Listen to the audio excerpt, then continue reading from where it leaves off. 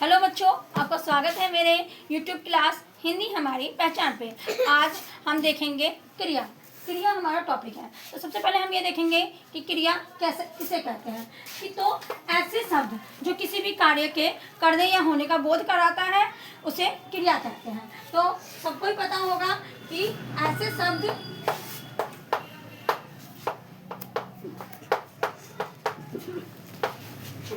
जिससे किसी कार्य के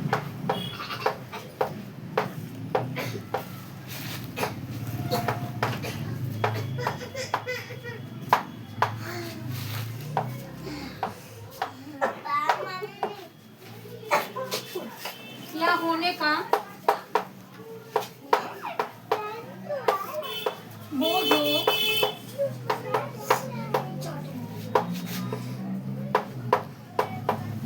उसे क्रिया कहते हैं।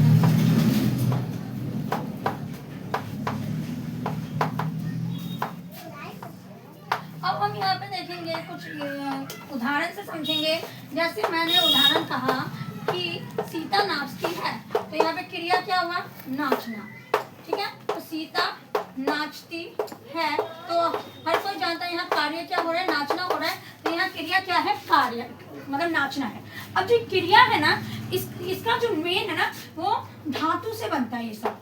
तो ये धातु जो है मेन शब्द है। जैसे इसको ही हम एक धातु से कई क्रियाएं बन सकती है। जैसे मान लो मैंने एक धातु लिया पर, हम धातु रूप देखते हैं हमारे संस्कृत में। हिंदी में इसका ज्यादा योगदान नहीं है, लेकिन संस्कृत में देखेंगे तो जैसे धातु रूप आता है तो पढ़ है, पढ़ से ही हो जाता है पढ़ना, पढ़वाना, पढ़ाई। तो ये सब क्या है? क्रिया है। तो हम एक ही धातु से कई क्रिया बना सकते हैं। ऐसे हो गया लिख से हो गया लिखना, लिखवाना, लिखाई। तो ये सारे क्रिया में ही आते हैं। अब हम इसके प्रकार देखेंगे। क्रिया के हम कुछ प्रकार देखते हैं। पहला हम देखेंगे कर्म के आधार पर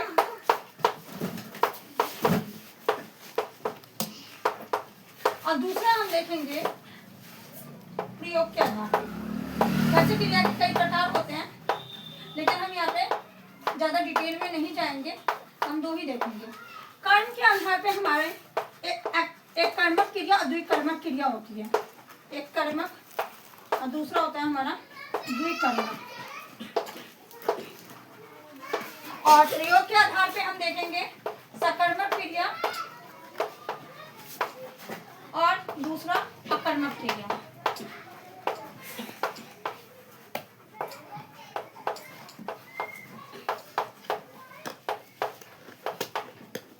तो हम इन सबको हम अपनी अगली क्लास में इसको डिफाइन करेंगे, एक कर्मक और द्विकर्मक और सकर्मक और अकर्मक को। आज के लिए इतना ही, धन्यवाद।